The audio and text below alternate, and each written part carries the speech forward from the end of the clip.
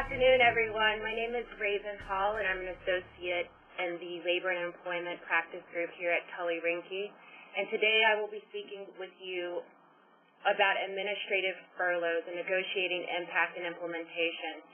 One of the things I want to make clear from the beginnings of the presentation is that this presentation only addresses impact and implementation on bargaining unit employees within who are subject to a collective bargaining agreement. If you're looking for more specific information on sequestration or administrative furloughs in this process, feel free to log on to our website, which you should see at the bottom of your computer, and we have further videos and press releases on these issues. But specifically today, we're going to be addressing negotiating impact and implementation of administrative furloughs.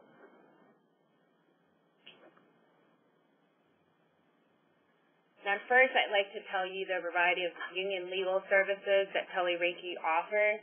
As you can see, we not only have bargaining unit employees as clients, individual clients, but we also represent federal sector labor unions in a variety of ways, which includes grievances, arbitration hearings. We also assist with internal union issues, duty of fair representation, complaints, interpretations of union bylaws and constitutions, and we also assist with negotiating collective bargaining agreements on behalf of employees.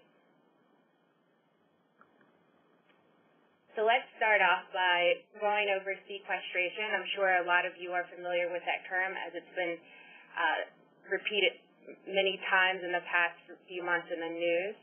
It's basically the automatic reduction in the federal budget and accounts that aren't exempted by statute. And as a result of this, federal agencies may implement administrative furloughs to absorb these reductions. And one of the ways that they can do that is by implementing a furlough, which is basically placing employees in a temporary non-duty, non-pay status. So this is similar to being in leave without pay, where you're not in a duty status and you're also not being paid during that time. Now, the impact that an administrative furlough could have on bargaining unit employees, first of all, when you're looking at this from a union's perspective, understand that an administrative furlough is a management right, which means that unions cannot bargain over an agency's decision to furlough. You can only bargain the impact and implementation of that decision. So if you're going to the negotiations table thinking that you're going to stop a furlough, that's not likely to occur. It's up to the agency to make that decision. In any event, management is still required to provide the union with advance notice and give it an opportunity to bargain the impact and implementation.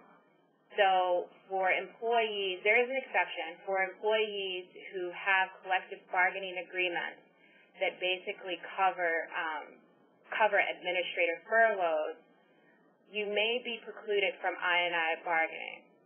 So if you currently have a collective bargaining agreement and you have an article in that agreement that says this is the process that we use in the event of a furlough, then the likelihood is that management doesn't have an obligation to bargain any further on that issue. So you would have to look to that process in your collective bargaining agreement.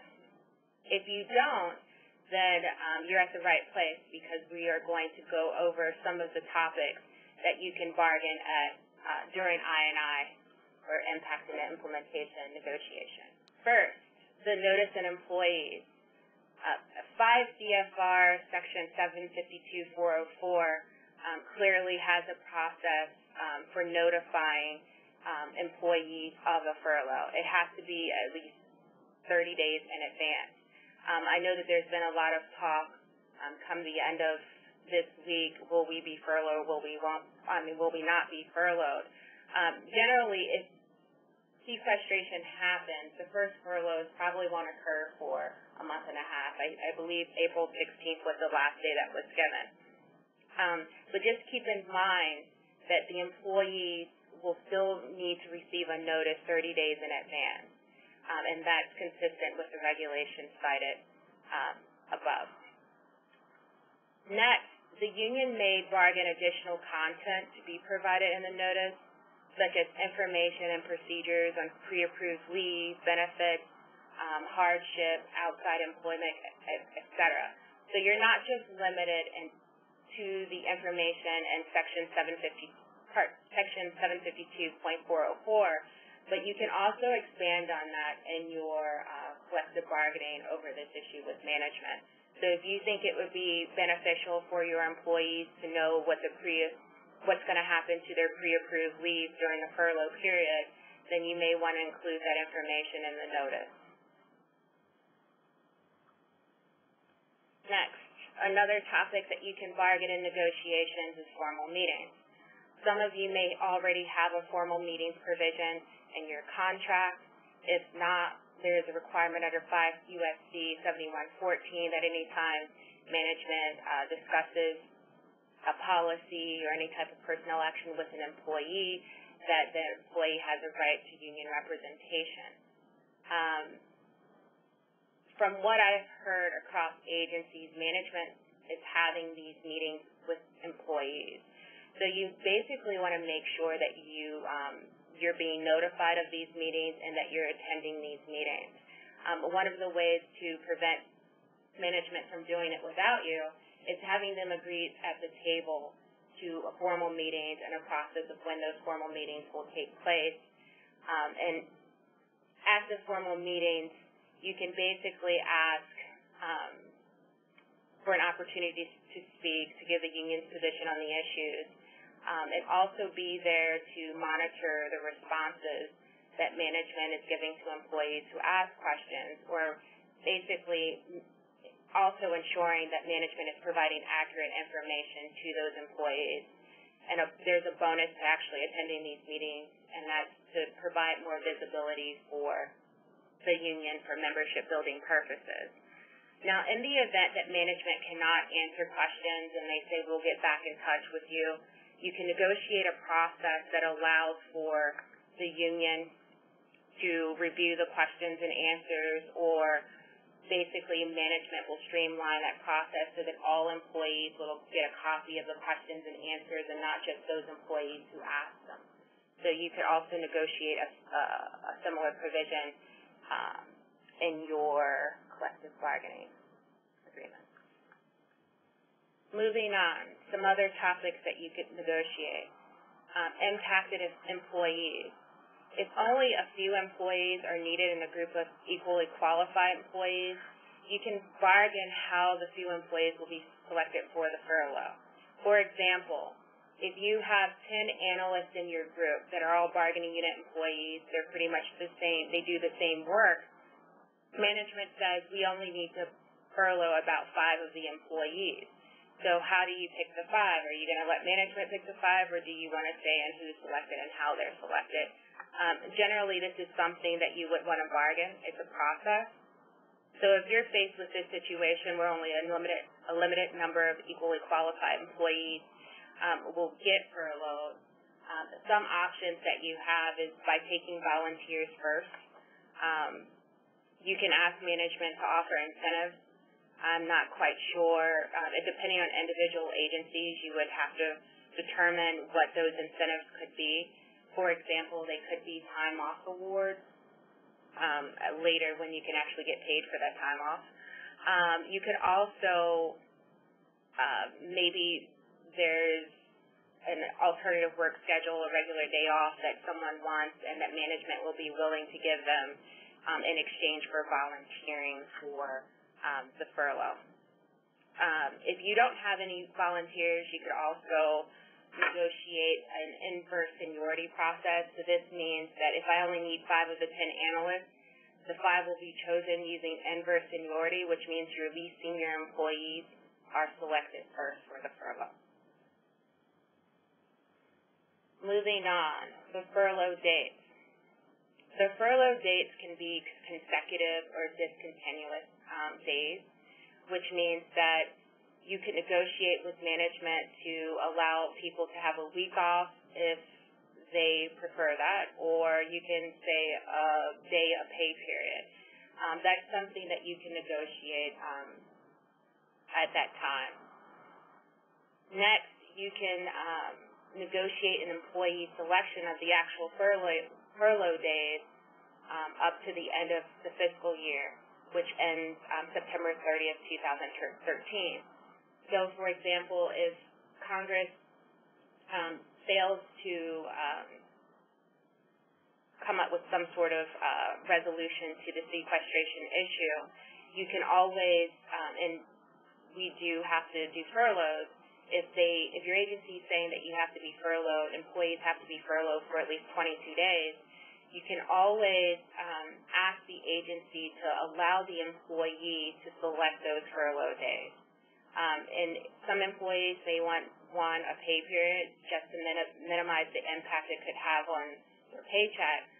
Other employees may want to select a few weeks in the summer, so perhaps they can get another job, such as teaching a course or something else to bring in that income. Now, one of the things that you must be aware of is that management may say that, I can't allow all the employees to select any day that they want based on workload, and we'll get to that a little later. But just know that employee selection of furlough days is something that you can bargain. Next, if there's a conflict and there are too many employees who want the same furlough day, you can negotiate a process to select the employee. What's fairly common and organized units is that the union generally does everything by a seniority process. So if you want a day, and if you want to be furloughed on a particular day, generally Fridays, I'm thinking that a lot of employees may, if they have to be furloughed, they would probably want to be furloughed on a Friday. And if there are too many people furloughed on the same day, how can you basically select those ones who will actually be approved for the furlough on a Friday? And you could do it on seniority, the people with the highest agency seniority. You can also do it based on hardship. If there are certain employees that they say, hey, I can't afford to take, more than 2 furlough days in a pay period, can I get some sort of priority consideration? That can also be incorporated into your process. But it's up to, the union to consider their bargaining unit and the culture there and whether that's something that they want to consider. Moving on, you can determine, I would strongly advise you to determine a basis for management to deny employee dates, and if denied, you can negotiate an alternative. So if an employee's date cannot get the date or dates that they selected for a furlough because, you would actually want management to define the reasons, the basis for which they would say, no, you cannot have a furlough date. And I think 100% of the time it's always going to come down to workload, a coverage issue. We need enough people in the office to perform the work. So beyond that, you would basically negotiate that into the agreement. So management can deny an employee furlough dates based on workload considerations and anything else that the parties think they want to incorporate into the agreement. And if management does deny the furlough date, what does the employee do next? What are the employee's alternatives? That's also something that you may want to consider. So if my first option for a furlough date is denied, do I automatically get the second option? Or if both options are denied, then can I have another? Do I get another option? Do I get another chance to select dates, or will management impose dates on me? Another subject that you should consider when negotiating administrative furloughs at the table is workload. you should determine how to treat time-sensitive work that may come in or be due on an employee's furlough day. So if I have 25 cases and 5 of my cases have briefs due on the Friday that I'm scheduled to be in furlough status, what happens? Do I get my furlough date changed? Is the work reassigned to someone else? I think all of these things need to be discussed before it happens. You want to make sure that the employee won't be adversely impacted by, being on furlough and can't actually perform the work. So you want to negotiate an alternative arrangement for that. Another topic that you may want to look into is what happens to employees' AWS or telework days. By AWS, I mean if my regular day off is a Monday, but I'm scheduled to be furloughed on a Monday, can I reschedule my day off to another day of the week? How does that work? And I think that you should spell that out in the collective or whatever memorandum of agreement or understanding that you and the agency reach. Leave. OPM has issued numerous Q&As and reports on how leave is supposed to be treated in an administrative furlough. So if you want more detailed information about that, you can always go to opm.gov and search under administrative furloughs. But one of the things that you may want to address in your agreement with management is a process to determine what happens to pre-approved leave.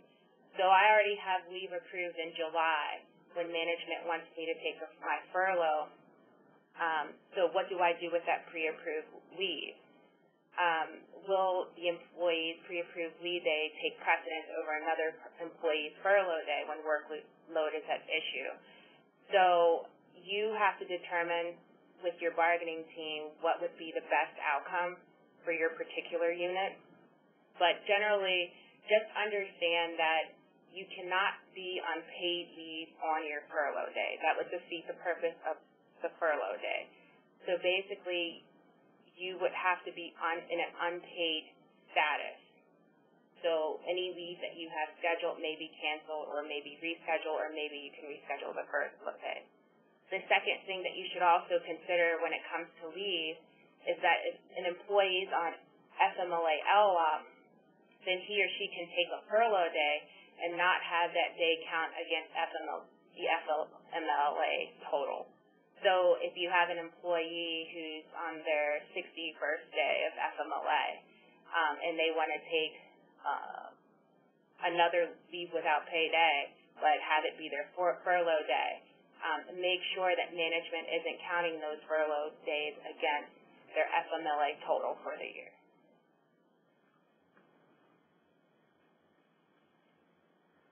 Another topic which I think is important, if we do actually have an administrative furlough, if some agencies offer or negotiate to allow employees to take consecutive days off, one of the things that you want to look at is your outside employment procedure.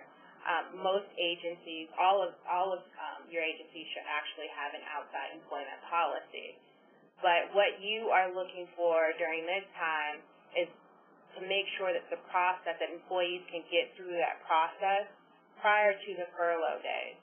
So you don't want to be in a situation where where your outside employment process takes about 30 days to clear because it has to go through multiple levels of review and approval. If that's the case, you may ask management if they're willing to negotiate an expedited process to make those approvals faster than your normal application process for outside employment. Next, an expiration date should also be included in your agreement if you want to only have this agreement apply for the situation that's going on right now. So if your agreement is so specific to the current circumstances that we'll be dealing with in this fiscal year, then you may want to limit your agreement to only apply during that time. If, however, you think that whatever you reach agreement on can go beyond the fiscal year and be applied to any administrative furlough that may happen in the future, then you may opt to use an expiration date that expires with your current collective bargaining agreement. But that's just something that you should consider in the process. Now that we've briefly discussed some topics that you can address during your collective bargaining, one of the things that you should understand is that in this particular administrative furlough, they cannot take effect until you conclude impasse proceedings and actually have an agreement. So it would go through the regular impasse process. And so I think that if management is saying, well, we're going to have to do furloughs tomorrow, you must negotiate this down, that's not the case at all. These budget cuts can be absorbed over the fiscal year, and I've read, reports issued by OPM, which basically says that this is something that the union does have a right to bargain, and that if it goes to impasse, you will be allowed to, go through that process before they impose anything, any type of unilateral implementation on you. So just be well aware of the fact that, if you don't reach an agreement, you're following your regular impasse process until you get one. Management can't just implement without an agreement. All right, so that concludes the formal presentation of the webinar, and now I'm going to move on to taking some of the questions that have come in so far.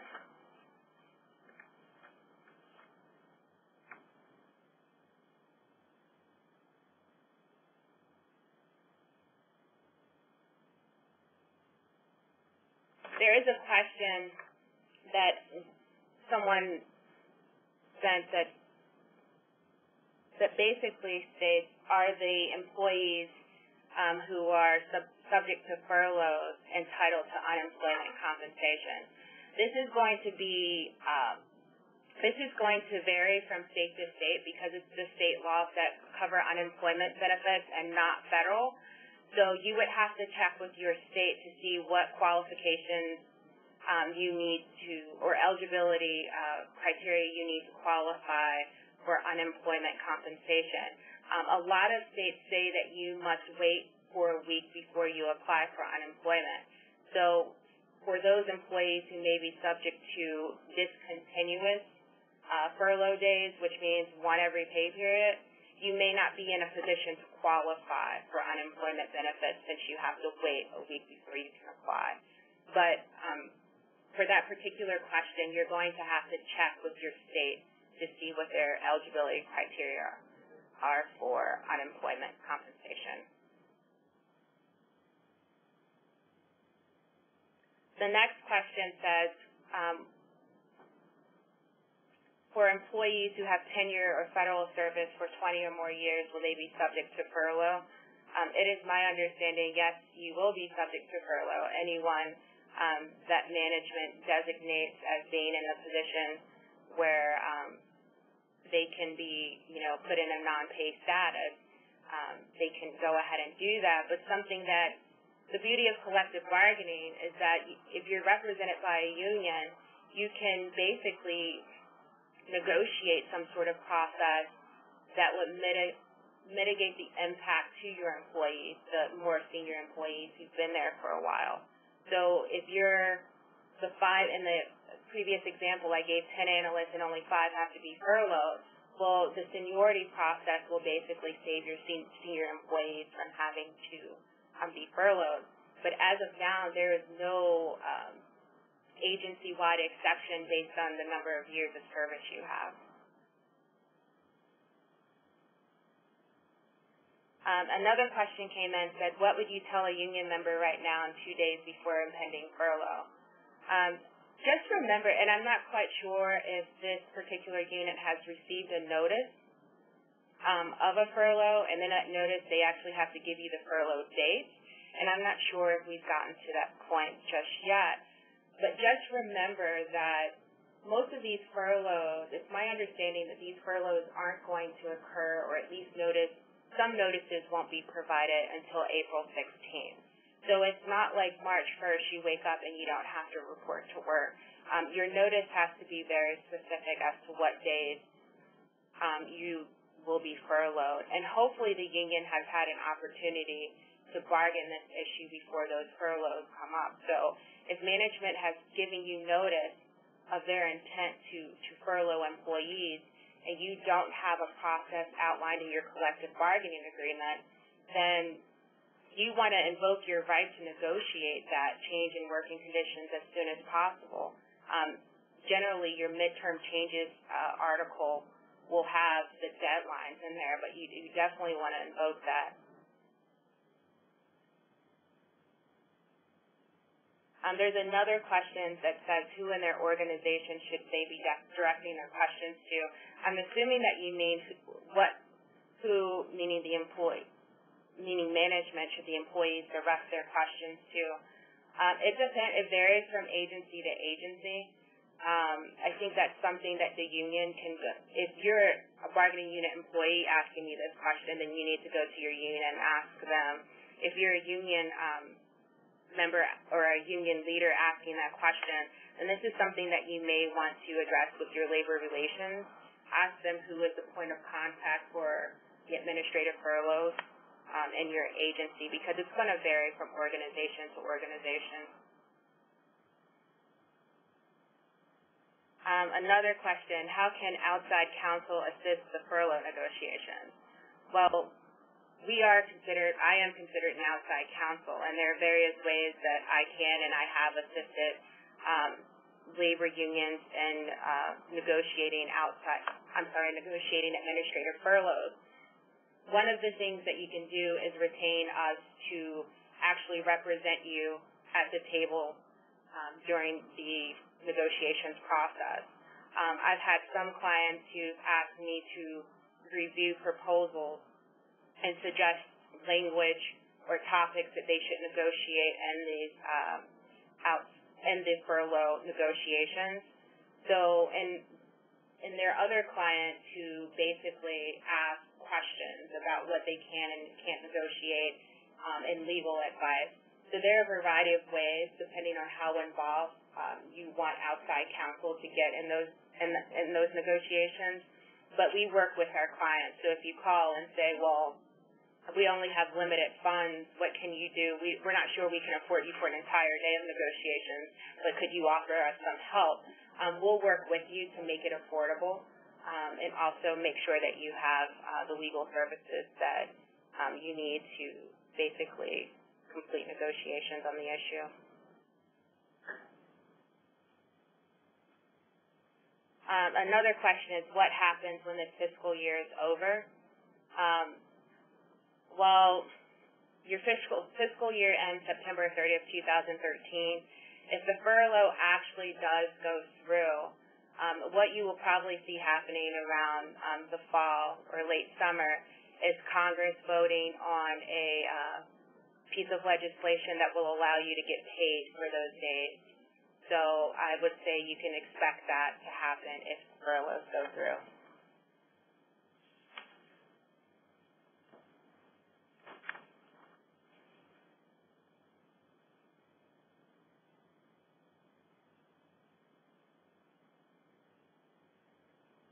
Another question is, for those who are engaged in teleworking, what provisions are arranged for those employees that may get furloughed? That's something that I mentioned in the presentation that the union may want to bargain. So if an employee's telework day falls on a furlough day, then you may want to bargain a process for how to deal with that. Will the employee be allowed to pick another telework day for that week? I mean, I think that's what most employees would want. If I'm assigned a furlough day, it conflicts with my telework day, allow me to take another telework day for the week. So I think that may be a fair proposal to put on the table for telework.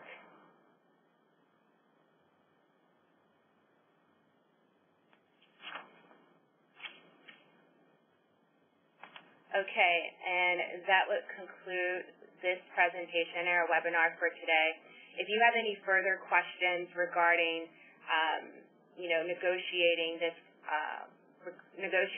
issue, or some of the things that management is imposing on you, or anything related, you can feel free to contact us at 202-787-1900.